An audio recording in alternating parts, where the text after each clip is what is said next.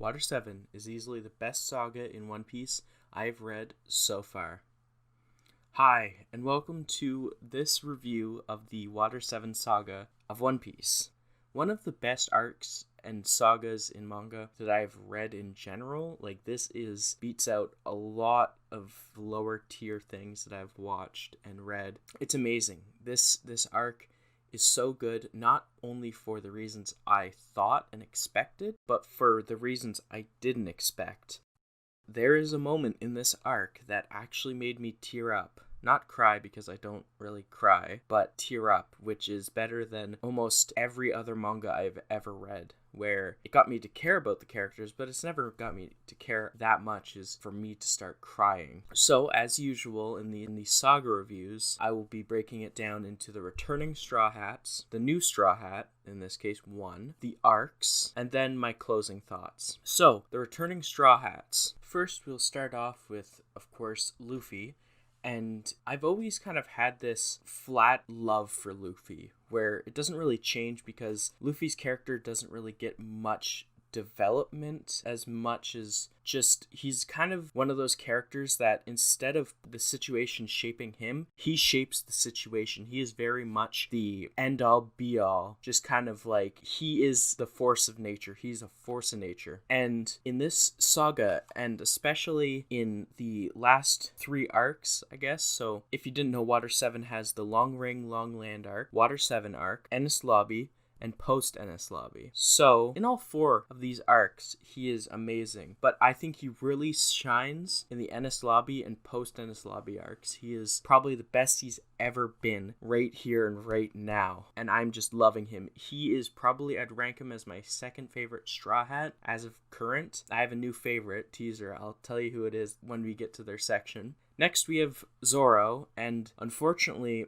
Zoro has fallen kind of to the wayside for me after a few sagas of not really having any of my favorite moments or having anything more notable. He's kind of fallen into mid-tier where I still love every single Straw Hat. They're still so great in my books. Such great characters. They would be A to S tier on any tier list easily of characters. But Zoro, I haven't lost any respect. It's just I've gained more respect for characters, kind of more than him. I still think that his best moments have been in East Blue and Alabasta, but this arc he does definitely have some time to shine, but it's not really focused on him too much. Who it is focused on though a bit is Usopp. Usopp in this saga, and especially in the Water 7 arc and the Enies Lobby arc, this is the best Usopp has ever been. I've never hated Usopp, but he's always been kind of a mid-tier. I love him. He is such a good character now. So good, honestly. Moving on, we have Nami. Nami's one of those characters that doesn't really get too many times to shine, but I want to make a note that I do like where her Climatat is going, her staff thing, how it's being upgraded by Usopp and probably now Frankie, I'd imagine. I don't know about that though. Oh yeah, spoiler alert, we get a new crew member this saga, Frankie. So yeah, I'm really liking, Nami's a pretty consistent character. After the Arlong Park arc, she just kind of stays Nami, I guess. And then of course we have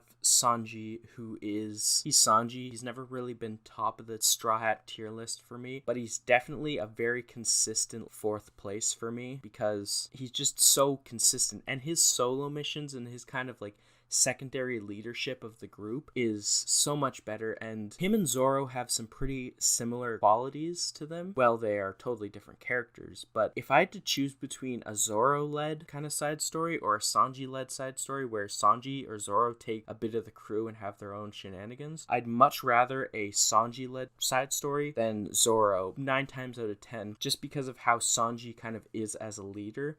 I like him a lot better than Zoro, but I do like Zoro better because of just his design. His introduction stuck with me more, and I do like Zoro better, but Sanji is such a good character. I cannot understate that. I don't want that to get lost. And next we have Chopper, Tony Chopper. His big moment in this arc was magical. This was probably his best moment so far, and one of my favorite moments in the entire saga as a whole. In this saga, he has his monster point where he takes 3 of his drugs, basically. I forget what they're called, blast balls or whatever. Anyways, takes 3 of those and he transforms into Monster Point. And I mean, just look at it. Look at it. It's so cool. And the kind of dilemma of Chopper being this uncontrollable monster with such an awesome design is super duper cool. Like, my god, man, Monster Point is amazing. Anyways, yeah, so Chopper, really cool. I really love him. Chopper's such a consistent character too.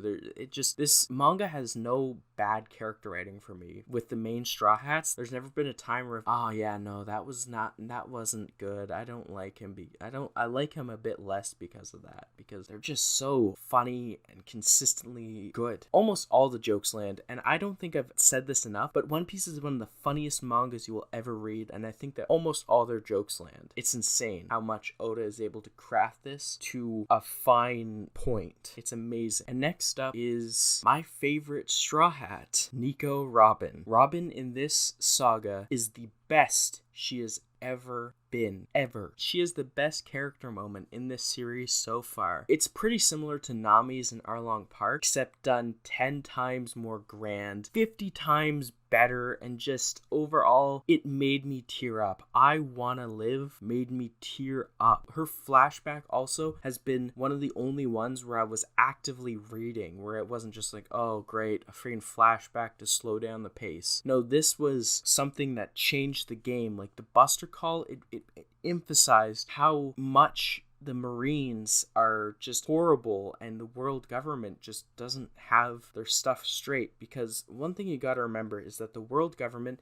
is kind of the peacekeepers in a way. Even though that peace might be built on lies, deception, murder, and just a whole lot of death, they do keep a semblance of peace for a lot of people who don't really know about those things. But for the people who do know about those things, like Nico and like the people on Ohara, it's definitely one of, basically, to be an enemy of the world government is very well stated to be an entirely horrible thing to do. You are most likely to die horribly if you are an enemy of the world government. And that makes Luffy declaring war on the world government that more potent. It's an amazing character moment for literally the whole Straw Hat crew as a collective, but even more so, I'd say, for Robin to kind of be shown that. And I gotta say, Robin is such a cute kid. Her calm, collected personality, where she's very introverted, very not liking herself because she's always called a monster. It's pretty disgusting, honestly, but her treatment is disgusting. But she just perseveres and doesn't give up. Well, she gives up eventually, she gives up after pressure, but she doesn't give up. She's not just gonna let herself die, because she does want to live, but she's convinced herself that she doesn't, and that she'd be better off dead, because the world then would have to suffer less injustice, and her friends especially. Friendship is the main theme of this saga, and it is potent in this big moment. It's literally my favorite little section of the story so far. It's amazing. It's amazing. And I could go on and on explaining how this section of manga is basically better than almost all of Naruto. Yeah, I said it. Yeah, and I'm not going to take it back. And I think I've talked enough about Robin, but just know she is my favorite Straw Hat. She is just the best.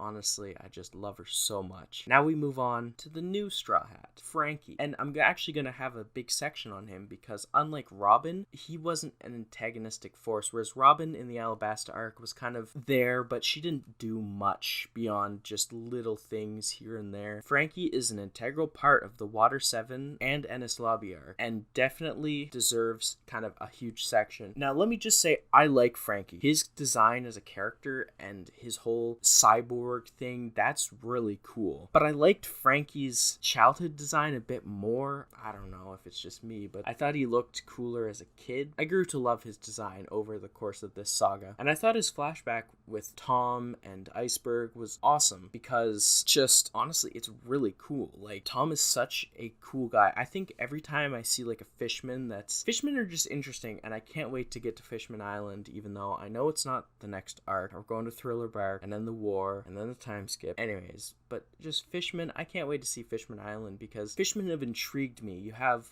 Arlong, and then you have the mention of Jinbei. I just can't wait to meet Jinbei too at Impel Down. That's going to be so cool. And then you get everything. And for Frankie to kind of be connected to Fishman like that, I'm pretty excited to see where that goes. And just Frankie and his whole brand is just really cool. I just love Frankie, man. He's one of my favorite kind of new introductees to the story. Like, his introduction section is probably one of my favorites. Like, whereas Chopper was just kind of fighting Wapol and Luffy was fighting Wapol, there wasn't much of an alliance or communication between the two, and Nico Robin was actively a bad guy. This arc kind of put them together instantly and said, you know who this is gonna be. This is their shipwright. Making it clear. Alright, I think we'll move on to the arcs. First off, Long Ring, Long Land. I didn't like this arc. Put it simple, I only liked pretty much a few things that I can count on my hands. I was pretty bored during this arc. As opposed to Water 7 and Enies Lobby, this arc was just boring, except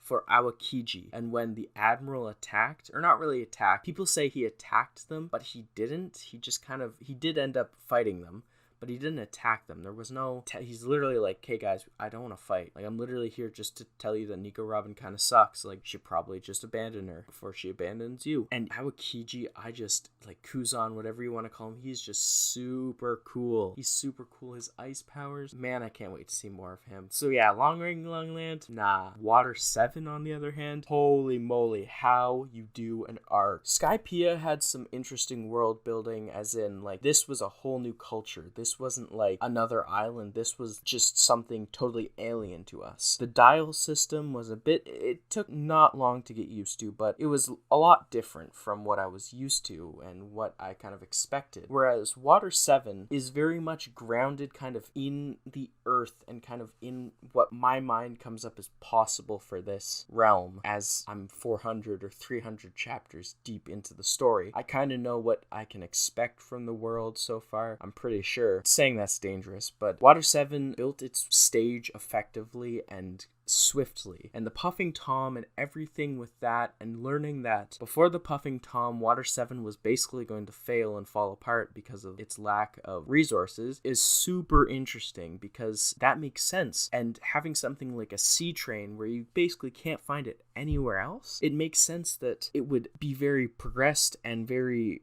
awesome to live in because you kind of have this advanced technology. I just love the Water 7 arc. And in CP9, I want to just give them their own section. Well, we'll talk about CP9 in the Enies Lobby arc, but CP9 is so good. Like, literally my favorite villain so far, and I'll explain why, because we're moving on to the Enies Lobby arc right now, and the transition is almost as smooth as my own from the Water 7 arc to the Enies Lobby arc. It's super slick. The sea train fights are awesome. They're one of Sanji's best moments, kind of where he shines with his covert op, taking a few straw hats into an enemy place, and even though he doesn't end up succeeding, it's an awesome fight nonetheless, series of fights. I love this arc, this saga, so much. So good. And Enies Lobby is one of those things where it's just chaos in a good way. Like, I found Alabasta a bit hard to follow where whose characters were where, but this was way more chaotic, way more just everything, explosive everything, yet it felt so easy to follow. You knew where everyone was. Luffy went ahead. These guys stayed back. I could tell where everyone was. That's because obviously Alabasta was a huge island, and Enies Lobby,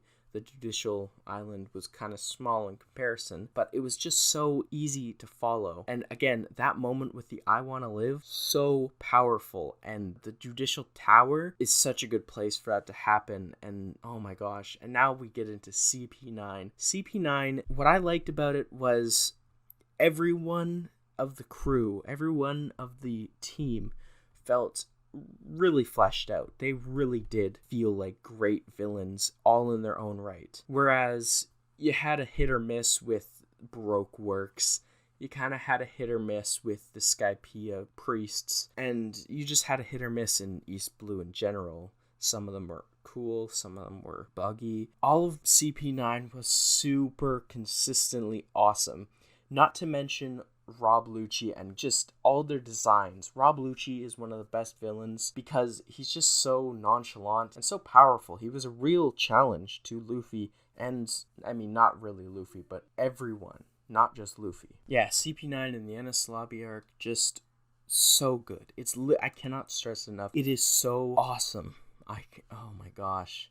I love this saga and this arc in specific. Enies Lobby is probably my favorite arc in the entire series, and definitely in my top 5, if not top 3 arcs of all time.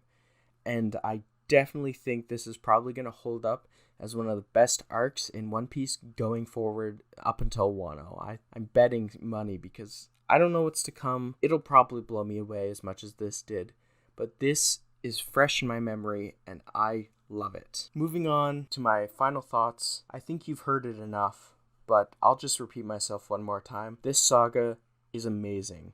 I would recommend anyone to read One Piece for at least 300 to almost 500 chapters just for this arc alone, or this saga. Like, it's amazing. It's worth it. If I stopped here, I would be totally fulfilled with this series. I don't need to see the progression past here because this is the best thing I've read in so long. It's crazy. Now, I'm sorry for this pretty long video, but I just had to talk about this thing for a while. I hope you guys like this video, and if you did, leave a like and maybe even subscribe to the channel. That helps out super much, super a lot. And I'm actually really thankful for everyone who has. I just want to say my thanks. You guys are amazing. Completely amazing. I expected to get, 100 subscribers, JoJolion fans who were, oh, this guy talks about JoJolion, I'll sub. But I never expected more than 100. Literally didn't. But now that I have the small following I have, I say small, but if I tried to fit 200 people, around 230 people or so into a building, like into my house, I would probably have a bit of trouble. So I want to just thank each and every one of you that is subscribed. And if you're watching this video to the end, make sure you leave a comment because I want to discuss One Piece and whatever else I'm talking about with you guys. So a comment is probably the best thing you can do. Just say, even if you don't know what to say, I've gotten comments before that are like, I didn't know what to comment, but I'm commenting, and whenever I see someone comment on my videos, it just gives me a really good feeling. So I just want to thank everyone who's commented, subscribed, and liked, and have a good day. See ya.